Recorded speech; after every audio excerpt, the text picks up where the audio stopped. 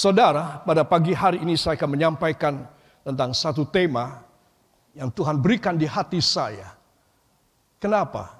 Karena banyak orang Kristen itu mencampur aduk antara iman kepada Kristus dengan klenik, dengan tata cara tradisional dari duniawi dan pekerjaan iblis.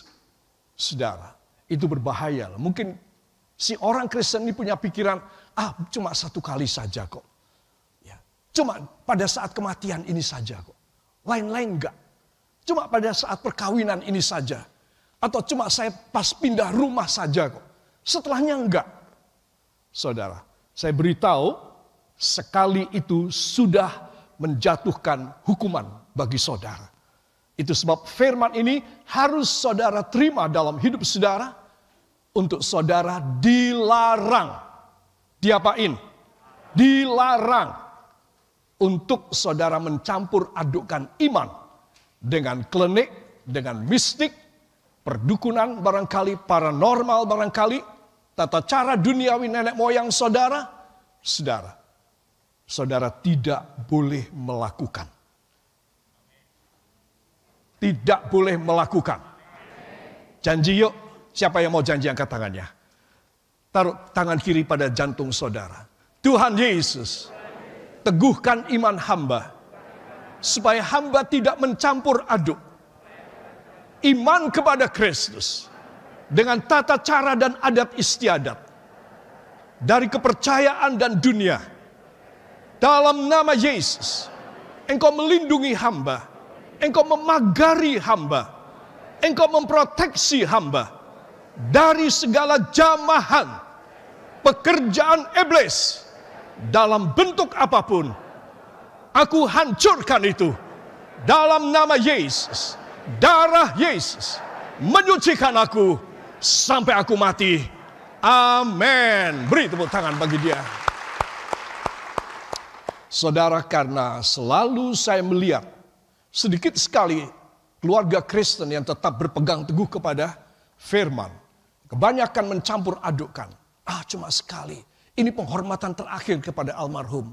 Saudara, engkau sudah menantang Tuhan. Saya bilang bukan bersalah, tapi menantang Tuhan. Berat loh saudara. Berat saya kasih tahu.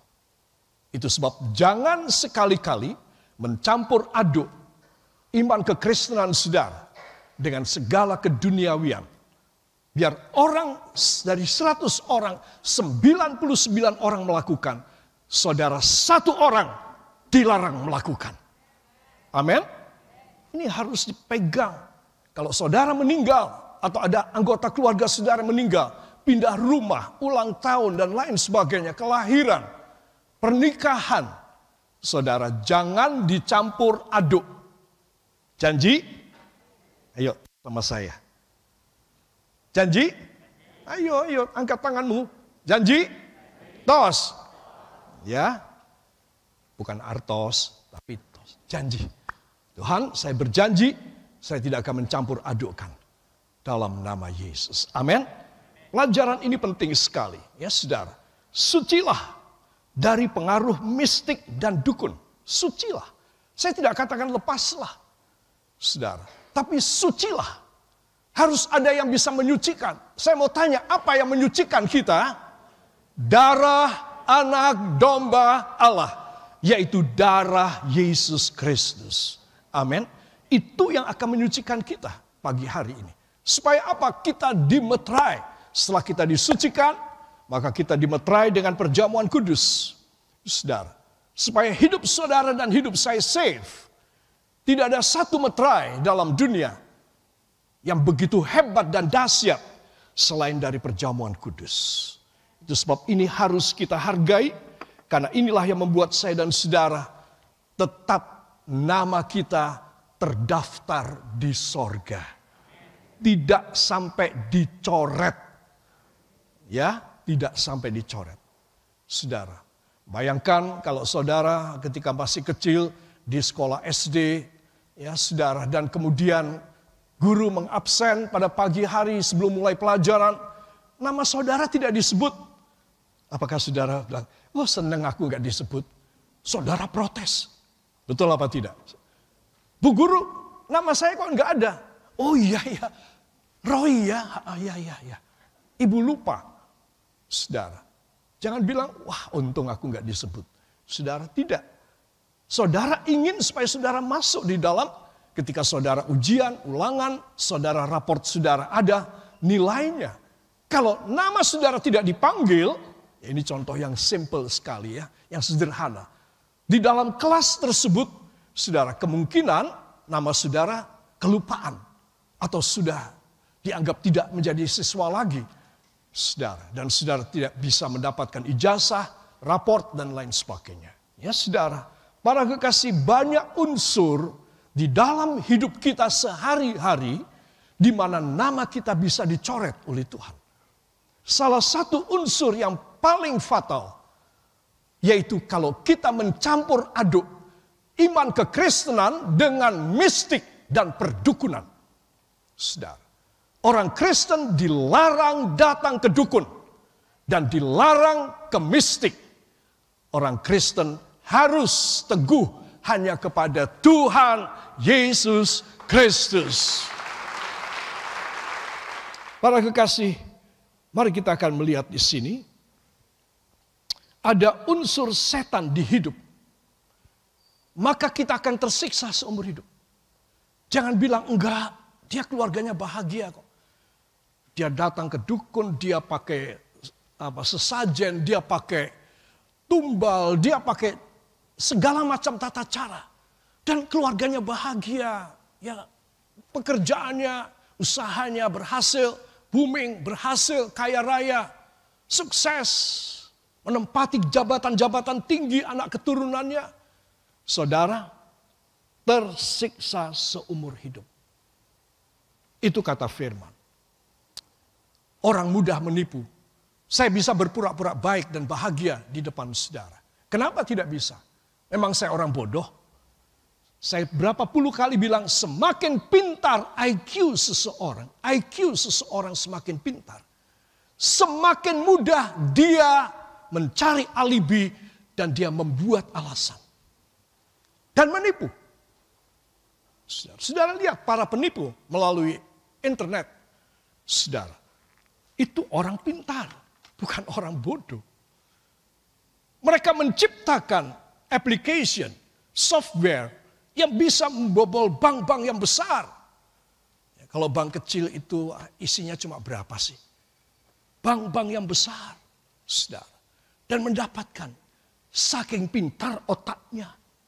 Para kekasih, itu sebab saya bilang, jangan saudara menyamaratakan dan membuat sesuatu perbandingan dengan orang-orang yang sudah ditentukan Tuhan masuk dalam hukuman. Enggak usah ngelihat, enggak usah dilirik. Cukup engkau tahu. Karena mereka tujuannya beda dengan kita. Tetapi seorang anak Tuhan, katakan anak Tuhan, seumur hidupnya bahagia. Matinya luar biasa. Amin. Ya. Saya hanya ingin menegaskan betapa pentingnya pelajaran ini.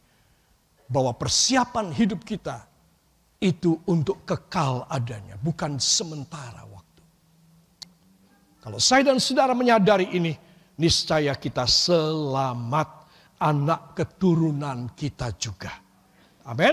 Nah, para kekasih, ada sebuah ayat yang istimewa dari Roma 16. Ayat yang ke-20, kita akan membacanya. Surat Roma pasal yang ke-16, ayat yang ke-20, para kekasih.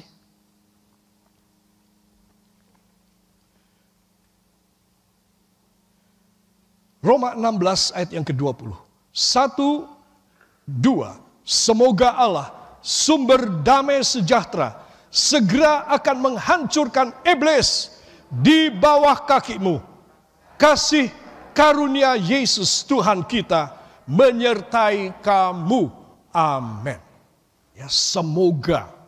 Wah, saya kurang senang kalau kata semoga itu. Ya, saudara. Apa maksud kata ini? Adalah sebetulnya tidak ada kata semoga. Kiranya Allah sumber damai sejahtera menghancurkan iblis secepatnya di bawah kakimu. Di mana? Di bawah kaki. Para kekasih, menginjak, saudara menginjak, 1, 2. Mosok nginjak gitu sih? Menginjak, brek gitu loh. 1, 2. Wah lumayan ya, seperti Taruna Akmil. Ya. Tapi belum semua. Menginjak.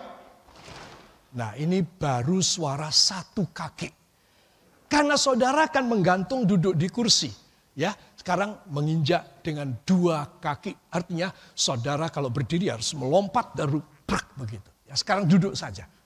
Duduk saja menginjak dengan 2 kaki. Siap? Sektoh. Ya. 1, 2. Wah. Ini kayak upacara di Istana Negara ya. Ketika 17-an itu. Wow. Para kekasih. Menginjak. Katakan ketika saudara mengatakan. Menginjak brek di bawah kaki saya. Tadi cuma gerakan, sekarang dengan perkataan proklamasi. Menginjak di bawah kaki saya. Lali toh. Ya. Ayo, ketika saya bilang menginjak, saudara brek di bawah kaki saya. Ya, menginjak di bawah kaki saya. Belum semua, menginjak di bawah kaki saya. Ya, di bawah kaki saudara. Saya melihat menginjak malah diangkat kakinya. Ya, para kekasih, itu sebab Anda dan saya harus menginjak di bawah kaki saudara. Tuhan memberi kuasa bukan di bawah kakinya Tuhan saja, tapi di bawah kaki kita. Ada kemenangan dalam hidup seorang yang tuhu kepada Tuhan. Amin. Tuhan akan memberi kuasa kepada kita, ya, untuk menghancurkan iblis, menginjak di bawah kaki kita. Saudara, dalam naskah terjemahan Lembaga Alkitab Indonesia, semoga Allah sumber damai sejahtera segera akan menghancurkan iblis di bawah kakimu. Kasih karunia Yesus Tuhan kita menyertai kamu. Ya, saudara. Tetapi dalam naskah bahasa Inggris katakan, and the God of peace will crush Satan under your feet shortly. Segera. Maka Allah damai sejahtera akan meremukkan Satan. Katakan, akan meremukkan Satan di bawah kaki saya. Segera.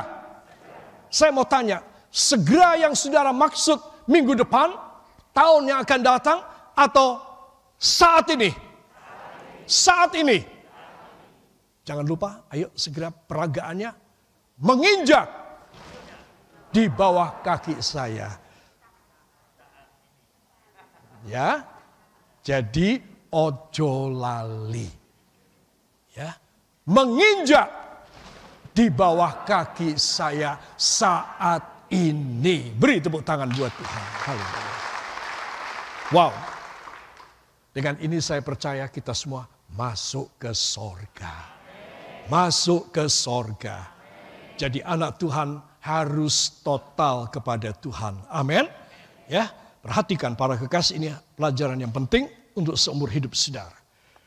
Para kekasih, jadi bila kita ada unsur setan di hidup ini, saya ulangi lagi, kita akan tersiksa seumur hidup. Ya saudara, tetapi Allah sumber damai sejahtera akan memberi kita kuasa untuk menginjak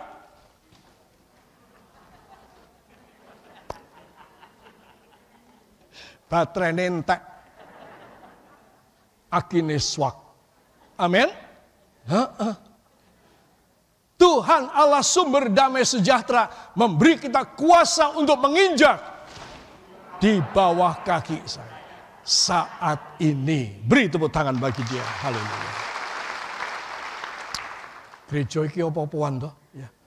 Olahraga barang. Ya, biar saudara segar. Ya. Para kekasih, perhatikan. Ada unsur Unsur itu apa? Unsur tentang setan. Ingatan setan. Saya perlu mendescribe supaya jelas.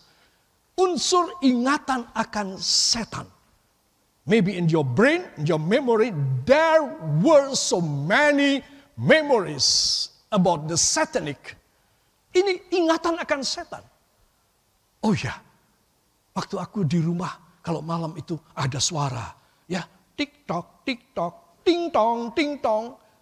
Siapa itu yang datang? Setan. Nah, saudara ada ingatan tentang iblis. Saudara ada ingatan tentang kuasa kegelapan.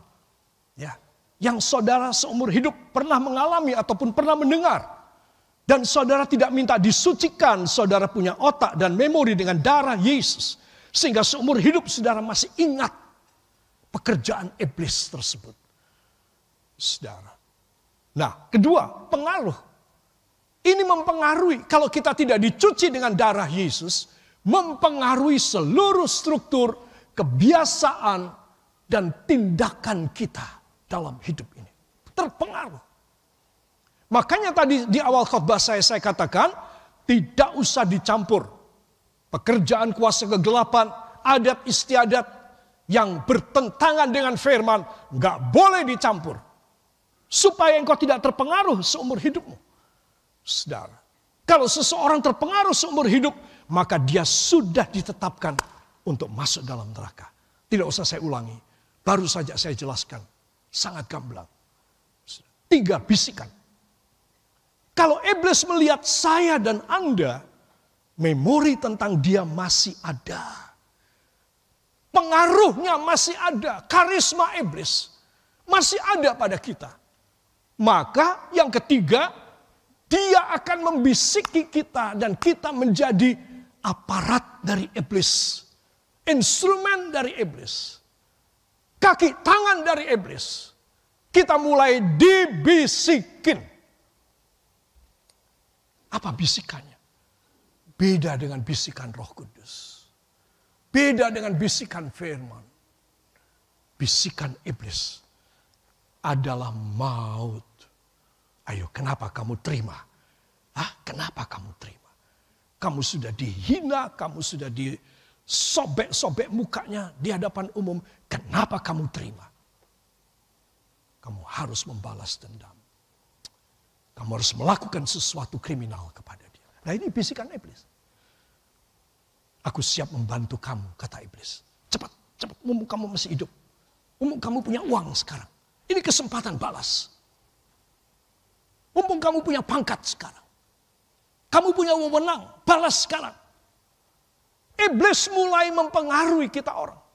Untuk melakukan apa yang menjadi kehendaknya. Lalu yang keempat, kita praktek. Oh iya ya, kata saudara, iya ya benar juga bisikan ini. Kapan lagi kalau aku pensiun, aku sudah tidak punya uang, aku sudah tua, aku nggak bisa bikin apapun. Sekarang waktunya. Lalu si anak Tuhan ini melakukan. Saudara, lihatlah akhir-akhir ini. Siapa yang melakukan hal-hal yang keji, yang diekspos ke seluruh negara, bahkan sampai ke luar negeri? Anak-anak Tuhan. Saudara, apa sebab? Sebab mereka percaya kepada bisikan iblis. Saudara, itu sebab saya dan saudara kita harus menyucikan memori, brain, ingatan kita. Dengan apa? Katakan darah Yesus.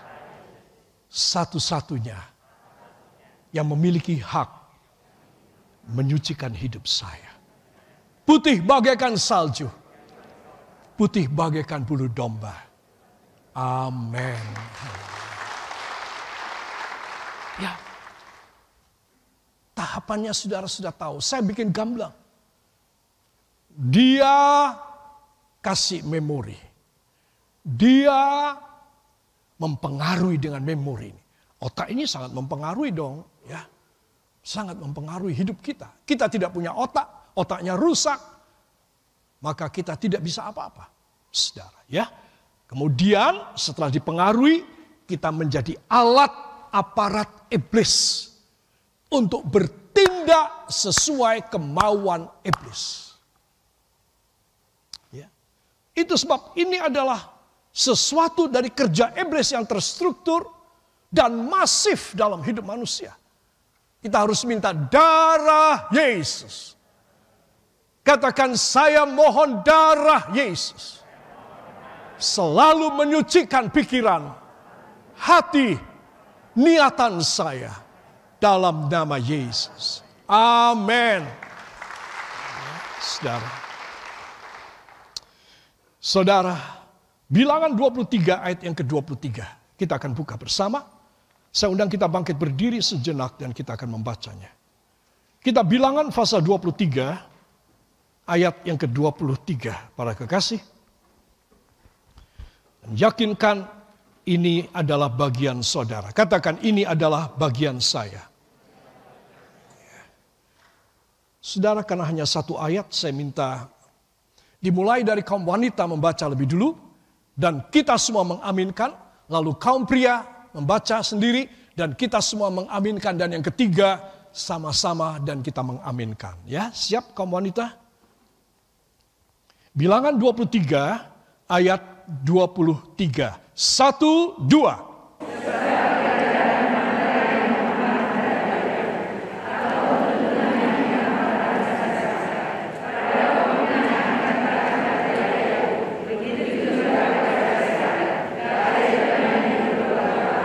Amin. Kaum pria, 1, 2. Sebab tidak ada mantra yang mempan terhadap Yakob, ataupun tenungan yang mempan terhadap Israel.